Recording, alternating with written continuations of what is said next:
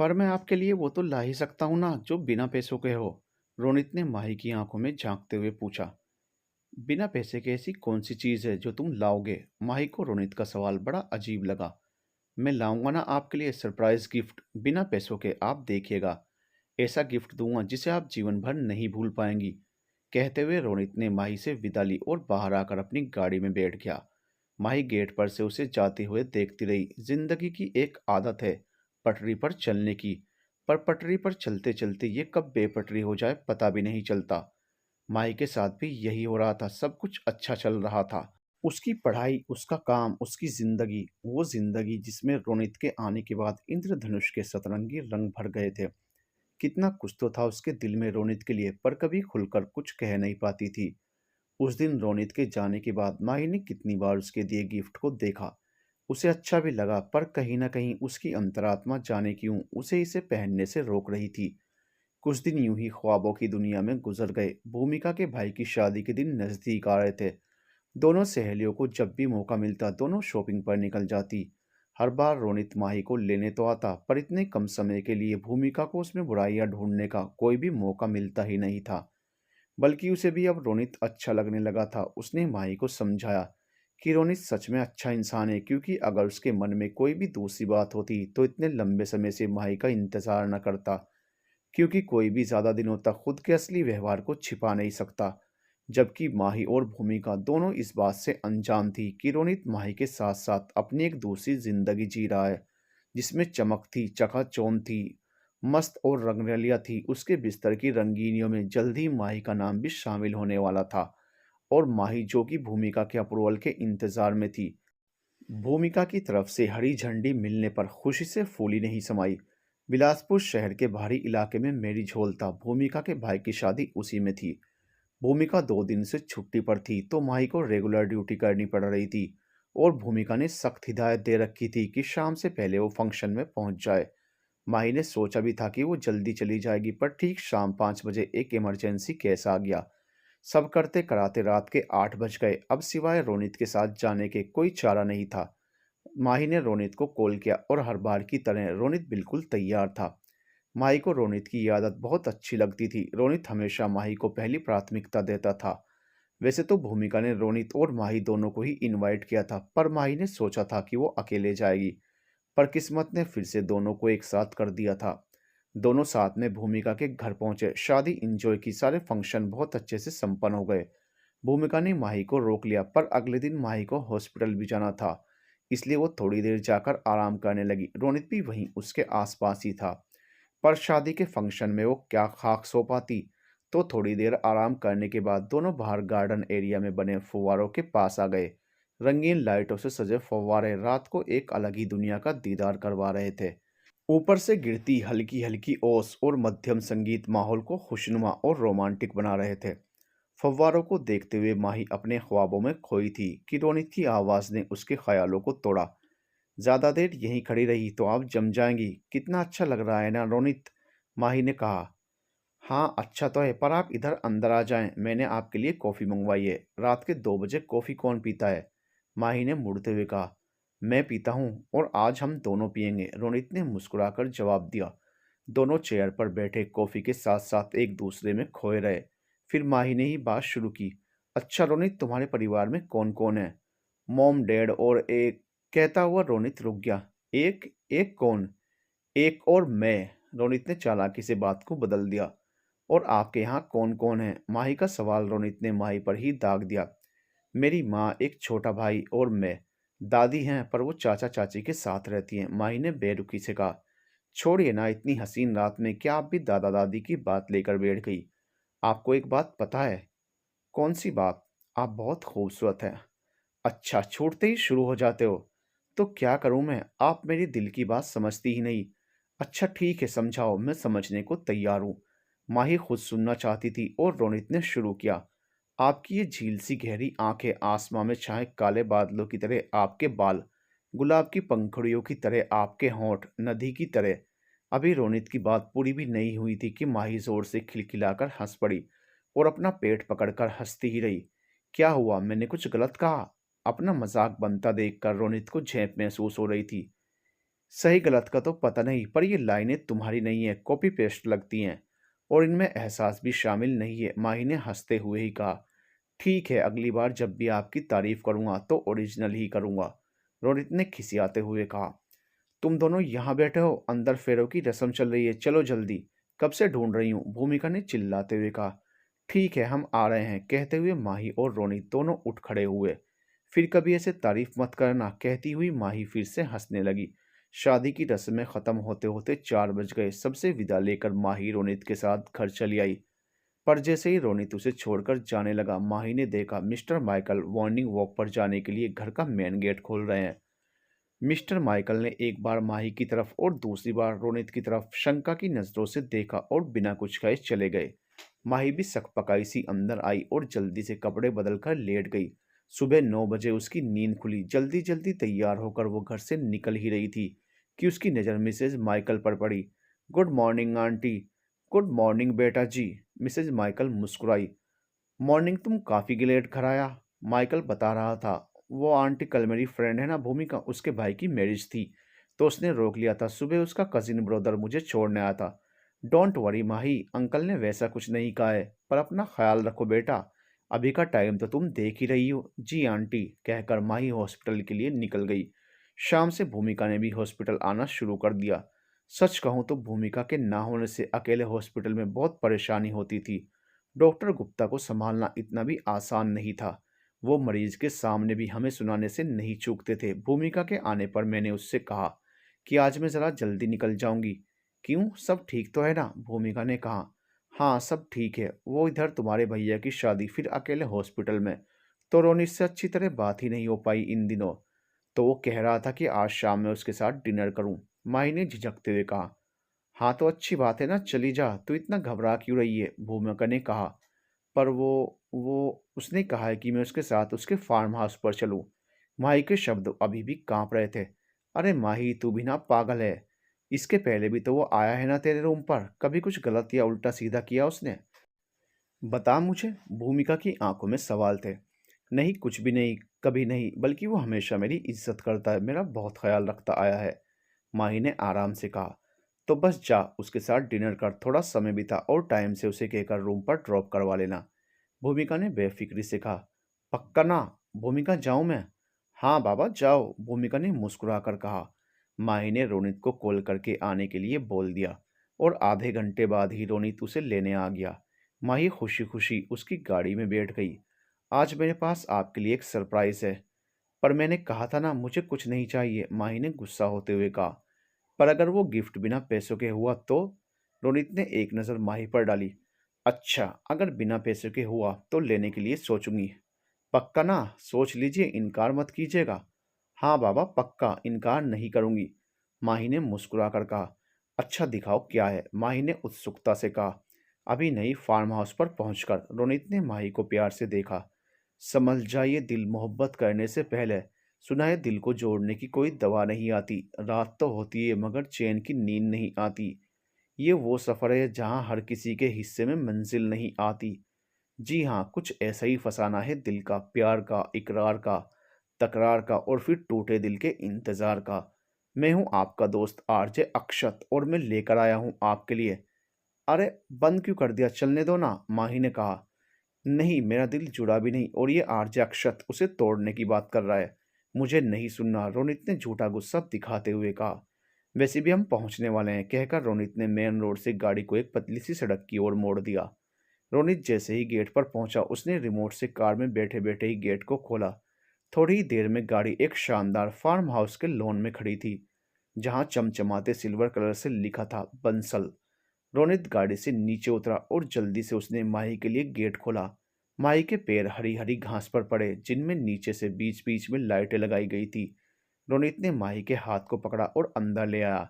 एक बड़ा सा लकड़ी का गेट, जिसमें ऊपर की ओर काले शीशे लगे हुए थे, उससे होते हुए दोनों अब हॉल के बीचों बीच थे, जहां एक और सोफा लगा हुआ था। दूसरी तरफ एक केबिन नुमा रूम था।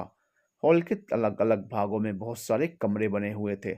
माही अभी रोनित के फार्म हाउस की चकाचौंध में खो ही रही थी कि रोनित ने उसका हाथ पकड़ा और कहा, अगर आपको मुझ पर भरोसा हो तो आप मेरे रूम में चलेंगी, मुझे आपको सरप्राइज भी दिखाना है। माही को भूमिका की बात याद आई। पर उसे खुद भी रोनित पर भरोसा था। उसने हाँ में सिर हिला दिया। हॉल के चारों तरफ से चौड़ी सी गलियारी थी जिसमें रंग बिरंगी लाइटें लगी हुई थी। पूरा फार्म हाउस मानो बंसल परिवार की अमीरी के किस्से सुना रहा था। माही कुछ देर रुककर अच्छी तरह से फार्म हाउस देखना चाहती थी, पर रोनित उसे अपने रूम में ले जाने को बेताब था। मैं खुद आपको पूरा फार्म हाउस घुमाऊंगा, पर अभी नहीं, अभी आप मेरे साथ चलिए प्लीज, कहकर रोनित आगे बढ़ा और हॉल के दाहिनी तरफ बने कमरे में माही को ले आया। कमरे में बीचों बीच एक आलीशान दीवान पलंग लगा हुआ था, जिसके पीछे खूबसूरत मोर के डिजाइन बने हुए थे। पीछे की दीवार पर रोनित की बड़ी सी फोटो लगी हुई थी और ठीक उसके दूसरी तरफ की दीवार पर एक और फोटो थी जिसमें रोनित सिर्फ पैंट पहने हुए था। इस फोटो में उसका चेहरा नजर नहीं आ रहा था, वह पीठ की तरफ से ली गई पिक्चर थी, पर उसकी बॉडी बहुत ही अच्छी लग रही थी। कमरे में एक तरफ सोफा और काउच भी लगा हुआ था, साथ ही लकड़ी का बड़ा सा कबर्ड भी बना हुआ था। रूम से लगा हुआ ही बाथरूम था, जिसके दरवाजे पूरी तरह शीशे के बने हुए थे। माही के लिए यहाँ की हर चीज अनोखी थी। रोनित ने उसे सोफे पर बैठाया और उसके लिए जूस ले आया और बोला, आप थकी हुई होंगी, इसे पी लीजिए, फिर हम आराम से बात करेंगे, कहकर खुद वहीं काउच पर बैठ गया। माही ने गिलास उठाया और धीरे धीरे जूस पीने लगी। जूस खत्म करके माही बोली, अब दिखाओ कौन सा गिफ्ट देने वाले थे तुम। पक्का ना दिखाऊं, आप गुस्सा नहीं होंगी ना। हाँ दिखाओ तो सही। ठीक है, फिर अपना दिल थाम कर बैठिएगा और हाँ, आंखें बंद कर लीजिए। क्यों?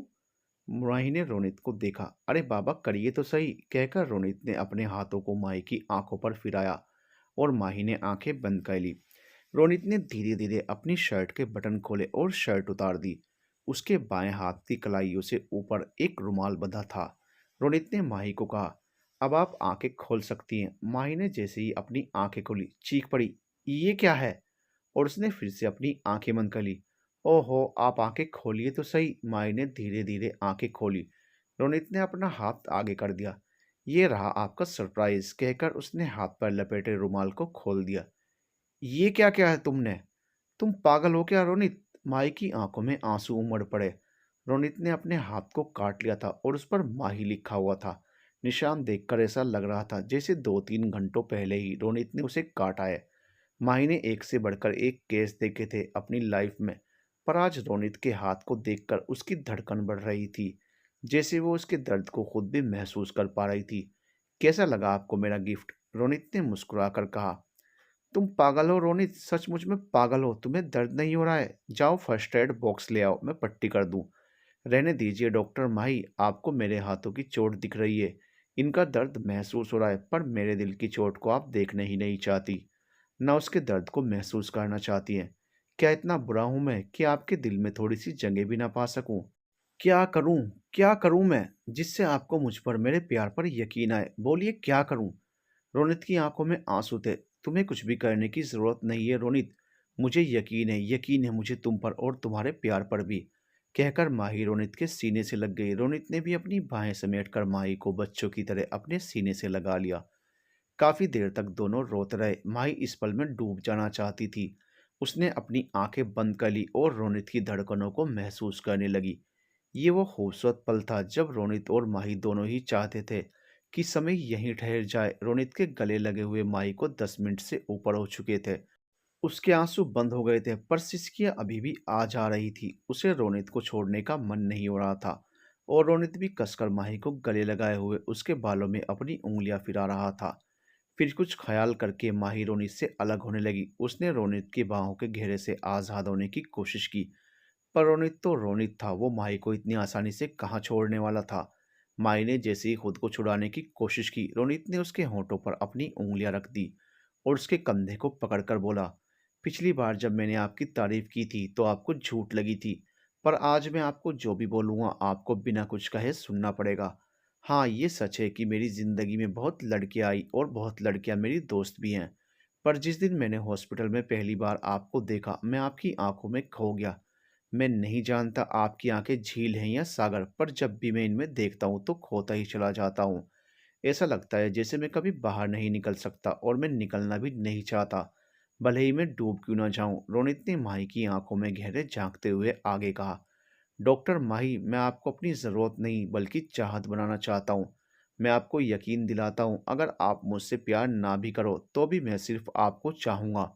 उम्र भर यूं ही कहकर रोनित ने माही के माथे को चूम लिया और माही अपने सपनों के राजकुमार के साथ उन हसीन लम्हों में खोई रही। फिर रोनित ने कहा, मैं भी जानता हूँ आपको जोरों की भूख लगी होगी, इसीलिए आप वहाँ बैठे हैं और मैं कुछ खाने का इंतजाम करता हूँ। कहकर रोनित ने माही को सोफे पर बैठने का इशारा किया और खुद माही के लिए खाना लेने किचन की ओर चला गया। 2 प्लेट में खाना लगाकर रोनित ने खाना टेबल पर बड़े ही प्यार से सजाया और अपने हाथों में माही का हाथ थाम कर बोला, आज के लिए बस इतना ही, पर प्रॉमिस करता हूँ अगली बार सब कुछ आपकी पसंद का होगा और सारा खाना मैं खुद बनाऊंगा अपनी डॉक्टर के लिए। कहकर रोनित एक एक कोर जैसे बच्चों को खिलाते हैं माही को खिलाने लगा। माही ने जब उसे रोका यह कहकर कि मैं बच्ची थोड़ी हूँ जो मुझे ऐसे खिला रहे हो, तो रोनित ने कहा, आप तो मेरे लिए बच्ची ही हैं और हमेशा रहेंगी। और हाँ, आपने तो बताया ही नहीं आपको मेरा गिफ्ट कैसा लगा। कहकर रोनित ने सवालिया नजरों से माही की ओर देखा। तुम्हारा गिफ्ट मुझे बिल्कुल भी अच्छा नहीं लगा और आगे से ऐसा कोई गिफ्ट देने की कोशिश भी मत करना, वरना तुम्हारी जान ले लूंगी। तुम समझते क्यों नहीं कि तुम्हें थोड़ा सा भी दर्द होता है तो मुझे उसका 10 गुना ज्यादा दर्द होता है। बातों ही बातों में रात के 9 बज गए। जैसे ही माही की नजर घड़ी पर पड़ी वो घबरा उठी। बहुत रात हो गई है, मुझे घर चलना चाहिए। कहकर माही खड़ी हो गई। पर रोनित भी कहाँ कम था। उसने तुरंत बातों को घुमा दिया और कहा, मैं आपसे कुछ मांगू तो आप देंगी ना? ना तो नहीं कहेंगी ना? रोनित की आंखों में प्यार बढ़ता ही जा रहा था। मांगो, क्या मांगना चाहते हो? पर शादी के लिए मत कहना, मैं भी नहीं कर सकती। माही मुस्कुराकर बोली, आप सारी उम्र भी मुझसे शादी ना करें तो मैं आपसे प्यार करता रहूंगा, बेहद बेपनाह। बस मैं चाहता हूँ कि आज की रात आप यहीं रुक जाएं, अगर मुझ पर भरोसा हो तो। कहकर रोनित ने माही की ओर प्यार से देखा। पर मैं तो, कहते हुए माही के शब्द गले में ही अटक गए। माही के शब्दों में थोड़ी सी घबराहट भी थी। नहीं, अगर आप नहीं चाहती तो मैं आपको घर छोड़ देता हूँ, पर मैं चाहता था कि आपके कदम खुद ही रुक जाते। मन तो माही का भी था कि वह रोनित के पास कुछ देर और रुके। फिर उसने रोनित की बात मान फ़ोन करके घर पर आंटी को बता दिया कि आज उसकी इमरजेंसी ड्यूटी लग गई है और वह सुबह ही घर आ पाएगी। जैसे जैसे रात ढलती जा रही थी रोनित का प्यार भी बढ़ता जा रहा था। आज पूरी तरह से रोनित माही को पागल कर देने पर तुला हुआ था। सबसे पहले उसने अपने हाथों से खाना खिलाया, फिर उसे कमरे में बिठाकर उसके बालों से खेलने लगा। यूं ही बात करते करते जाने कितना टाइम निकल गया। रोनित ने कहा, अब आपको थोड़ी देर आराम कर लेना चाहिए। माही जैसा सोचकर आई थी, रोनित ऐसा बिल्कुल नहीं था। माही ने रोनित को आजमाया, उसे तोला। ऐसा लग रहा था कि वह बेकार ही रोनित पर शक करती थी। ना तो रोनित ने अब तक माही को छूने की कोशिश की, ना ही कुछ ऐसा किया जिससे माही को बुरा लगे। बस दोनों साथ बैठकर इधर उधर की बातें करते रहे, दुनिया जहान की बातें। ये वो पल था जब माही खुद को दुनिया की सबसे खूबसूरत लड़की समझ रही थी। रोनित और माही एक दूसरे में खोए हुए अपनी जिंदगी के खूबसूरत लम्हे जी रहे थे। ये वो पल था जब रोनित माही के तन को और माही रोनित के मन को पाना चाहती थी, पर पहल कोई भी नहीं कर रहा था। दोनों ही इंतजार में थे और यूं ही बात करते करते रात के 12 बज गए। अब माही को हल्के हल्के नींद भी आ रही थी क्योंकि वह दिन भर हॉस्पिटल में काम करके थक गई थी। रोनित से बात करते करते उसकी आंखें नींद से हल्की हल्की बंद हो रही थी और कब वो हल्की से गहरी नींद में चली गई उसे पता भी नहीं चला। उसने देखा रोनित और वो दोनों एक पहाड़ी पर बैठे हुए हैं और नीचे घाटी की तरफ देख रहे हैं। रोनित माही की जुल्फों से खेल रहा है। अचानक कहीं से बड़े बड़े कीड़े निकले और माही के ऊपर चढ़ने लगे। एक तेज जलन सी माही के तन बदन में दौड़ गई। उसने रोनित की तरफ मदद के लिए देखा, पर रोनित पीछे हट गया। कीड़े माही पर चढ़ते ही जा रहे थे। माही पीछे हटते हुए पहाड़ी के छोर पर आ गई। तभी रोनित उसके करीब पहुंच गया। माही ने रोनित की तरफ अपने हाथ बढ़ाए और रोनित ने उसके हाथों को थाम लिया। माही के चेहरे पर सुकून के भाव आए, जैसे अब उसे कुछ नहीं होगा। पर यह क्या, रोनित ने उसे जोर से धक्का दे दिया। माही चीख के साथ नीचे घाटी में कहीं गिर गई। तभी हड़बड़ाकर माही की नींद खुल गई। चेहरे पर पसीने की बूंदें छलक आई थी।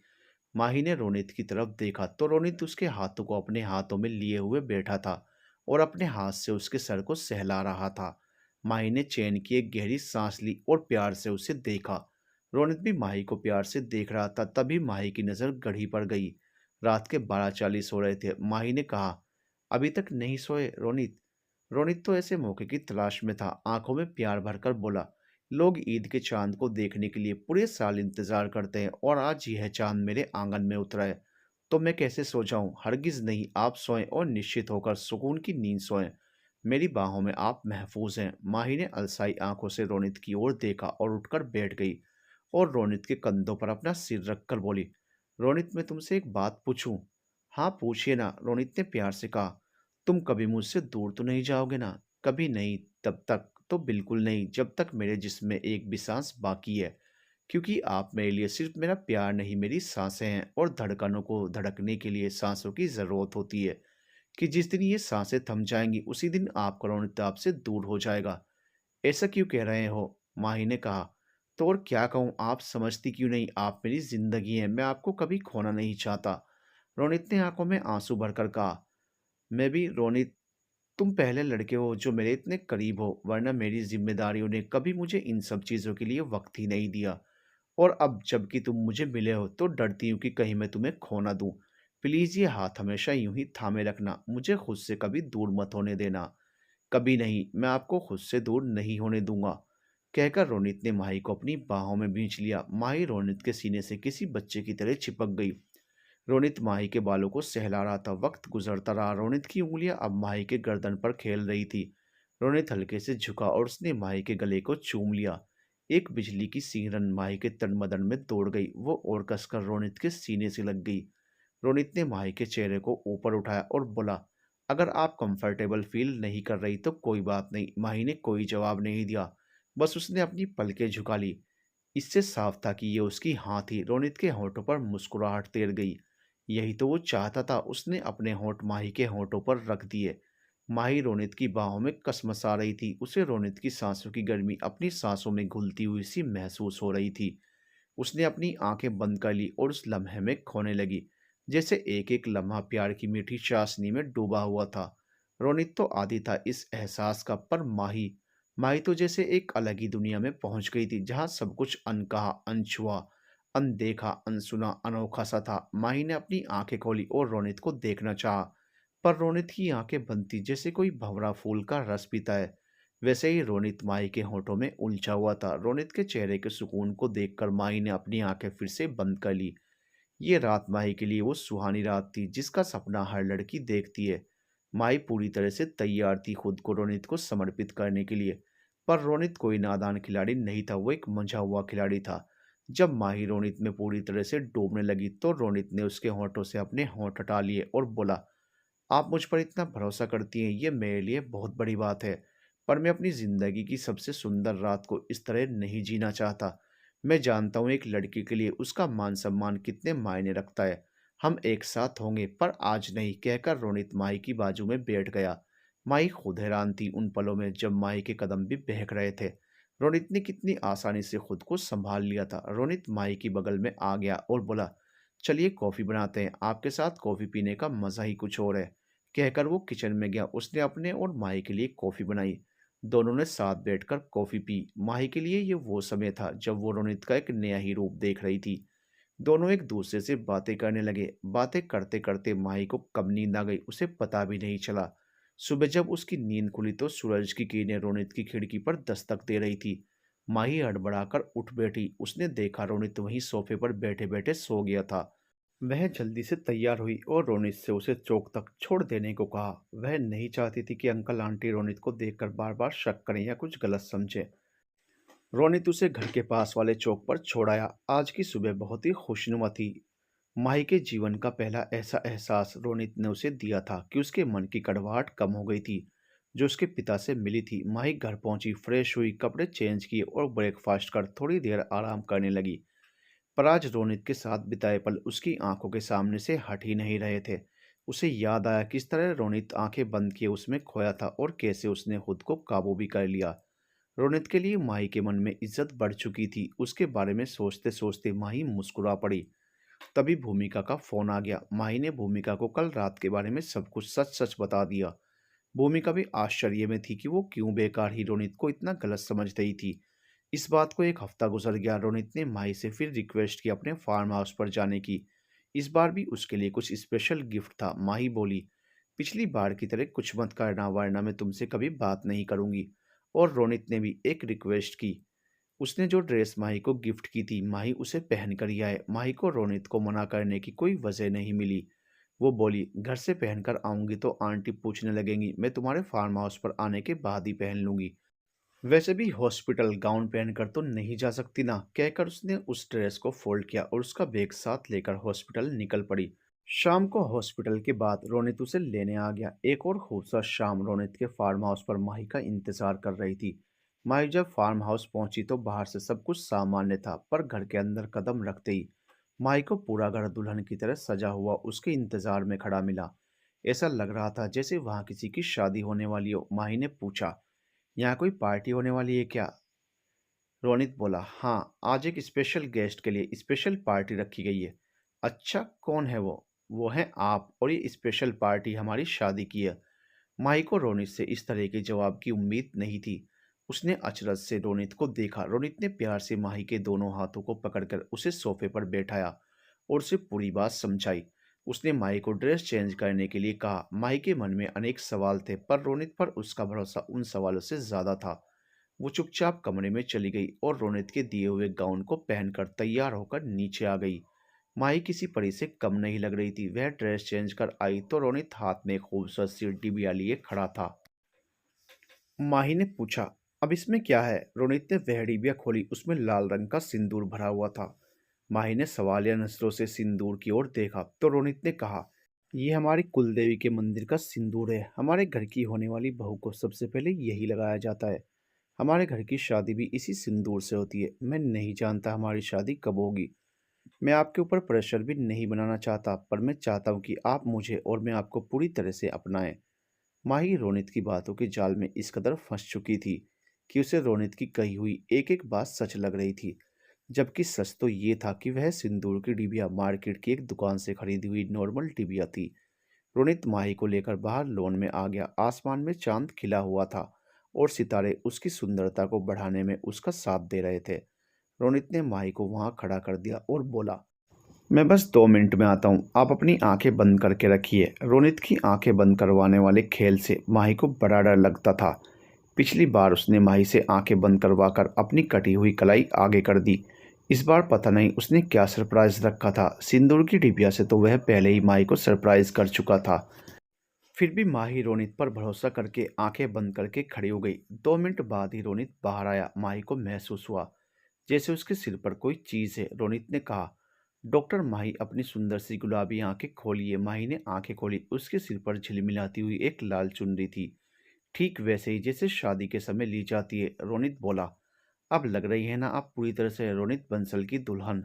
उसने माही की हथेलियों को अपने हाथों से थाम लिया और बोला, ये पूरी प्रकृति, यह चांदनी रात, यह चांद और यह सितारे, ये ठंडी बहती हवा और हमारे चारों तरफ फैली खामोशी, इन सबको साक्षी मानकर मैं रोनित बंसल आपको यानी डॉक्टर माही को अपनी पत्नी स्वीकार करता हूँ। माही के लिए तो ये सब कुछ ठीक वैसा ही घट रहा था जैसा फिल्मों या टीवी में होता है या सिर्फ सपनों में होता है। वह रोनित के जादुई तिलस्म में इस कदर बंधी हुई थी कि उसके दिमाग ने सोचना समझना बंद कर दिया था। यहाँ तक कि आज यहाँ आने वाली बात उसने भूमिका को भी नहीं बताई थी, क्योंकि कहीं ना कहीं अगर वो आज सबसे ज्यादा भरोसा किसी पर करती थी तो वह रोनित था। जिंदगी में पहली बार माही ने किसी पर इतना भरोसा किया था। तभी रोनित घुटनों के बल माही के आगे बैठ गया और बोला, अब आप बोलिए, क्या आपको यह रिश्ता मंजूर है? अगर आप हाँ कहेंगी तभी मैं इस सिंदूर से आपकी मांग भरने का अधिकारी बनूंगा। माही क्या करती। माही ने रोनित को हाँ कर दिया और उसके अगले ही पल रोनित के हाथ में रखा लाल सिंदूर माही की मांग में चमक रहा था। रोनित बोला, अब चलिए, अब मैं अधिकारी हूँ आपको छूने का, आपको पाने का, आपको अपना बनाने का। अब हम भले दो जिस्म हैं पर हमारी रूह एक हो गई है। माही ने भी रोनित का हाथ पकड़ा और उसके पीछे पीछे चलने लगी।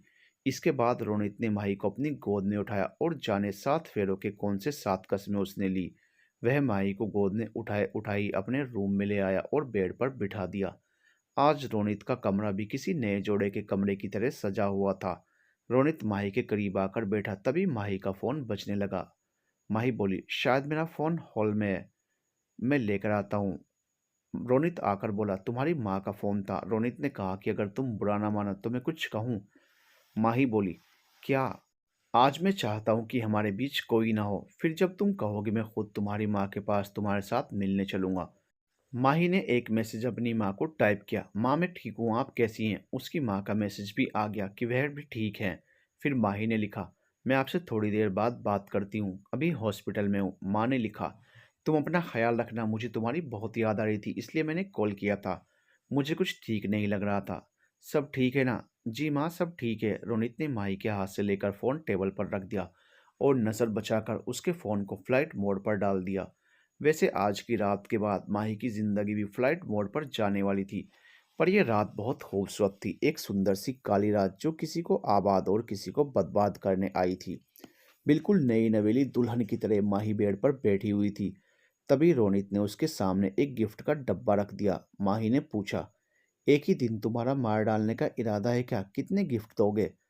तुम तो मुझे जिंदगी की सारी खुशियां दे चुके हो। आज जो दिया तुमने उसके बाद मुझे अब कुछ भी नहीं चाहिए, कहकर माही मुस्कुराने लगी। बस एक गिफ्ट और, इसे खोलकर देखिए तो सही। आप भी ना डॉक्टर माही, बाकी लड़कियों से बिल्कुल अलग हैं। लड़कियां गिफ्ट लेना पसंद करती हैं और आप गिफ्ट देखकर परेशान हो जाती हैं। क्या इतनी बुरी पसंद है मेरी? रोनित ने झूठी नाराजगी दिखाते हुए कहा, चॉइस तो तुम्हारी बेहतरीन है, पर तुम जिस ढंग से कोई भी काम करते हो ना, लगता है अभी हार्ट अटैक आ जाएगा। देखती हूँ इस बार कौन सा झटका देने वाले हो, कहकर माही ने गिफ्ट खोलकर देखा। उसमें एक बहुत ही खूबसूरत सी घड़ी थी, रेड डायल वाली। ये तो बहुत सुंदर है पर महंगी लगती है, माही ने कहा। मुझे तो नहीं लगता कि इस दुनिया की कोई भी चीज़ आपसे ज़्यादा महंगी होगी, रोनित ने माही की ओर देखकर कहा और बोला, प्लीज़ आप ये मत बोलिएगा कि इसे नहीं लेंगी, वरना मेरा दिल टूट जाएगा। इस स्पेशल रात का स्पेशल गिफ्ट है ये। अरे बाबा ठीक है, पर बताओ तो सही है कितने की? माही बोली, ज्यादा नहीं, बस 50,000। रोनित ने मुस्कुराकर कहा, 50,000? इतनी महंगी घड़ी? माही का मुंह खुला का खुला रह गया। मैंने कहा ना कि कोई भी चीज़ आपसे महंगी नहीं हो सकती।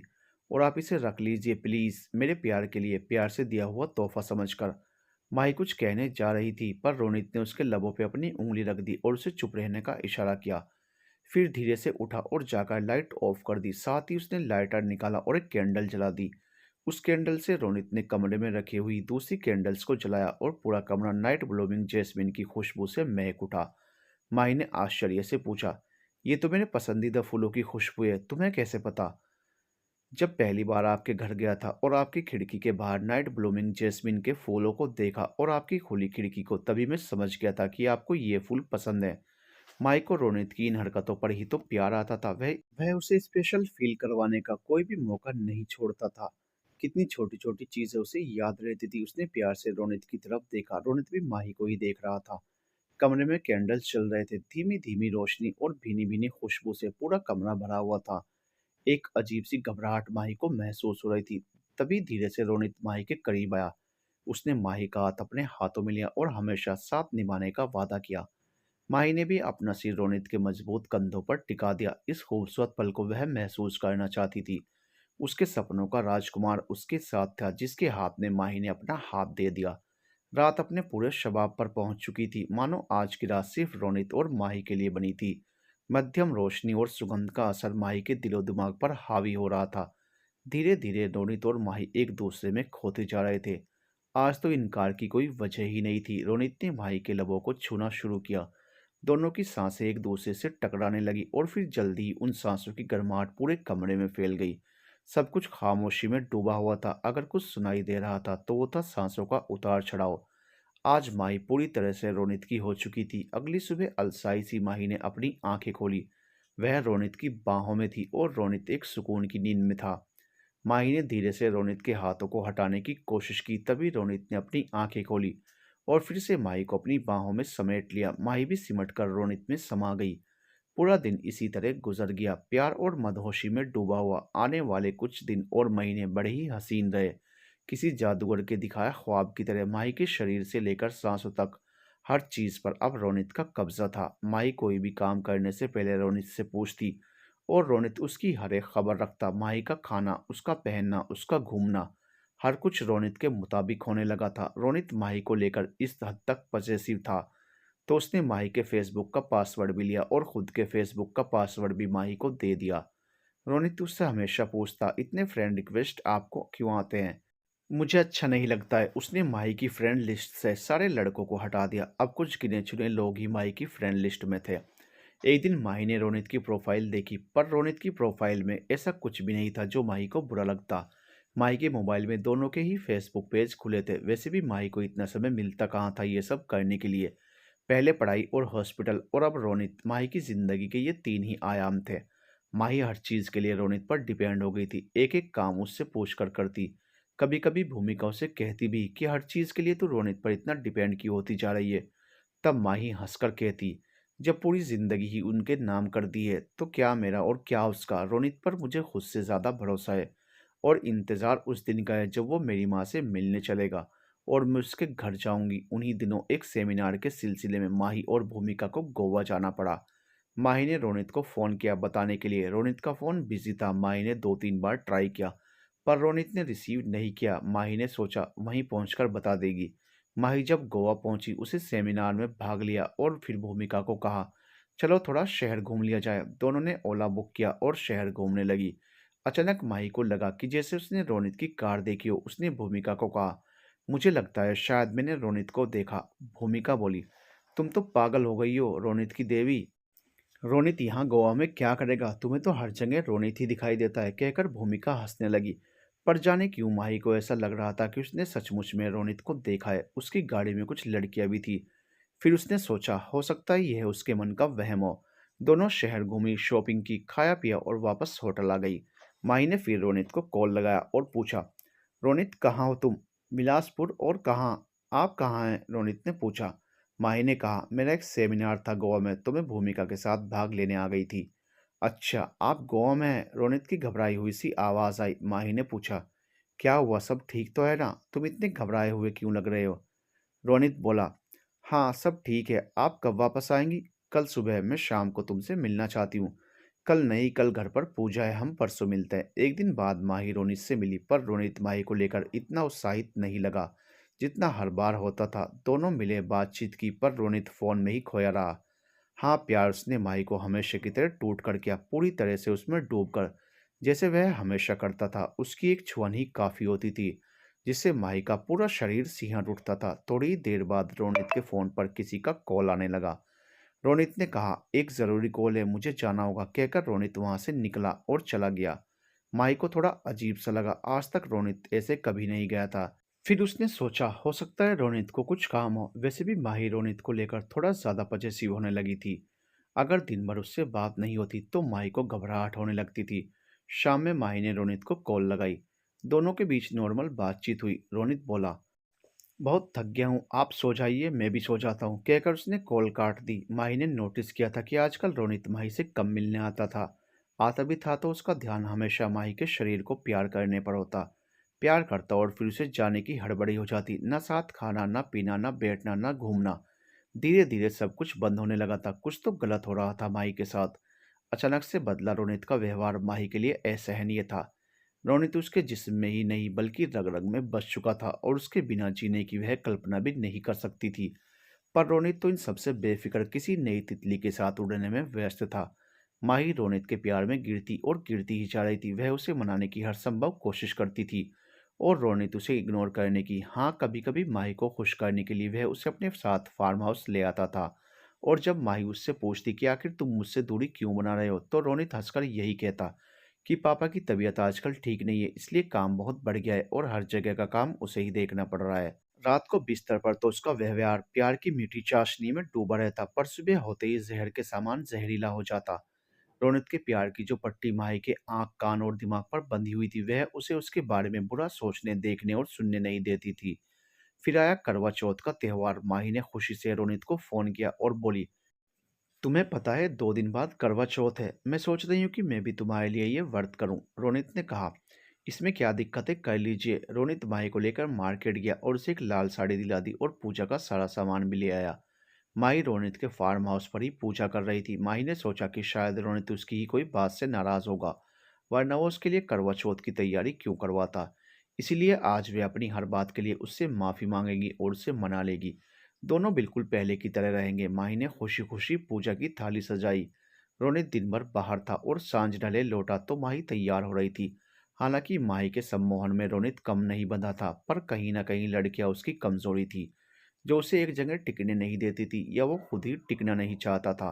खैर, जब पूरी तरह से तैयार होकर माही रोनित के सामने आई तो बोली, बताओ कैसी लग रही हूँ? रोनित ने कहा, आप तो हमेशा से ऐसी लगती हैं जैसा कोई नहीं लगता, सबसे जुदा। तुम्हें पता है मेरे श्रृंगार में एक चीज़ कम है, बता सकते हो वो क्या है? मुझे तो नहीं लगता कि कुछ कमी है। हाँ, एक चीज़ की कमी ज़रूर है, कहता हुआ रोनित शरारत से आगे बढ़ा और माही के गले में अपनी बाहें डाल दी। माही छिटक कर दूर हो गई और बोली, आज व्रत है, आज नहीं। अच्छा ये बताइए, ये व्रत आपने किसके लिए रखा है? तुम्हारे लिए और किसके लिए? तो अगर मेरे लिए रखा है तो ज़रूरी क्या है, मेरा खुश होना या मेरा दुखी होना? रोनित ने बनावटी गुस्से से कहा, बातें मत बनाओ, फंसने वाली नहीं हूं मैं तुम्हारी बातों में, कहकर माही शरारत से मुस्कुराई। फंस तो आप पहले ही चुकी हैं, रोनित ने मुस्कुरा कर कहा। क्या मतलब है तुम्हारा? अरे बाबा, मतलब कि आप मेरी बातों में नहीं बल्कि मैं आपके हुस्न के जाल में फंस चुका हूँ, कहकर रोनित फिर आगे बढ़ने लगा तो माही ने झट अपना हाथ आगे कर दिया। माही के हाथों में वही सिंदूर की खूबसूरत सी डिबिया थी। तुम्हें तो इतना याद नहीं है कि मैंने सिंदूर नहीं लगाया, रोनित ने हंसकर कहा। तो लाइए मैं लगा देता हूँ, और उसने सिंदूर से माही की मांग भर दी। तभी अचानक रोनित का फोन बजने लगा। 1 मिनट कहकर रोनित ने फोन उठाया और साइड में जाकर बात करने लगा। बात करने के ढंग से ही पता चल रहा था कि रोनित फोन पर किसी से मिन्नतें कर रहा था, शायद किसी लड़की से। रोनित फोन काट कर माही के पास आया और बोला, सॉरी पर अभी मुझे अर्जेंट जाना पड़ेगा, एक बहुत ज़रूरी काम आ गया है। पापा ने अचानक से बोर्ड की मीटिंग बुला ली है। बोर्ड की मीटिंग आज करवा चौथ वाले दिन? माही को कुछ शक हुआ। आज तो सबको घर जाने की जल्दी होगी, तुम्हारे पापा को भी। आप क्या जाने डॉक्टर, माही करवा चौथ बिजनेसमैन को नहीं उसकी बीवी को करना होता है, और थोड़ा इंतजार तो सबकी बीवियां कर ही सकती हैं, पर शायद मेरी वाली नहीं, कहकर उसने माही की ओर देखा। और हाँ, मैं अपनी खूबसूरत डॉक्टर बीवी को इंतजार भी नहीं करवाना चाहता। मैं बस यूं गया और आधे घंटे में तुरंत वापस आया। चांद के आने के पहले आ जाऊंगा पक्का, कहकर रोनित ने प्यार से माही को चूमा और चला गया। और माही उसे जाते हुए देखती रह गई। रोनित को गए हुए 4 घंटे से ऊपर हो चुके थे। माही पूजा की थाली सजाकर बाहर लॉन में आ गई। उसे यकीन था कि चांद के निकलने के पहले रोनित आ जाएगा। उसे जोरों की भूख भी लगी हुई थी, पर उसने पूरी श्रद्धा से रोनित के लिए व्रत रखा था। माही इंतजार करती रही, पर रोनित को ना आना था ना वह आया। कौन जाने वह कहाँ कहाँ करवा चौथ का व्रत तुड़वा रहा था। इंतजार करते करते जब माही से रहा नहीं गया और वह थक भी गई तो वह अंदर आ गई और अंदर आकर सोफे पर बैठ गई। उसने सोचा कि कहीं रोनित के आने के पहले उसे नींद ना आ जाए, इसीलिए उसने अपना मोबाइल निकाल लिया और फ़ोन चलाने लगी। आज कई दिनों बाद उसके दिमाग में आया, बहुत दिन हो गए, क्यों ना फेसबुक चला लूँ, थोड़ा टाइम भी कट जाएगा और तब तक रोनित भी आ जाएगा। माही ने अपना फेसबुक आज बहुत दिनों के बाद खोला। थोड़ी देर बाद उसे याद आया, अरे मेरे पास तो रोनित की आईडी और पासवर्ड भी है, क्यों ना रोनित का फेसबुक देखूं, और जब वह आएगा तो उसे चौंका दूंगी कि मैं सब कुछ जान गई हूँ कि तुम किसी और लड़की से बात करते हो। इसके बाद उसकी हालत देखने लायक होगी, सोचकर माही ने मुस्कुराते हुए अपने अकाउंट को लॉग आउट किया और रोनित की पासवर्ड और आईडी को निकालकर रोनित के अकाउंट को लॉग इन किया। सामने फेसबुक पेज खुला। ऋषभ राज फोटो भी किसी और की लगी हुई थी। एक दो पिक्चर के बाद कई सारी आपत्तिजनक तस्वीरें रोनित के प्रोफाइल पर खुली हुई थी। माही का दिमाग ठनका, तभी ऊपर मैसेंजर में एक मैसेज गिरा, love you baby, good night, आज तो मज़ा ही आ गया। माही ने झट से मैसेंजर खोला। सामने एक चैट खुली हुई थी। माही के तो पैरों तले से ज़मीन ही खिसक गई।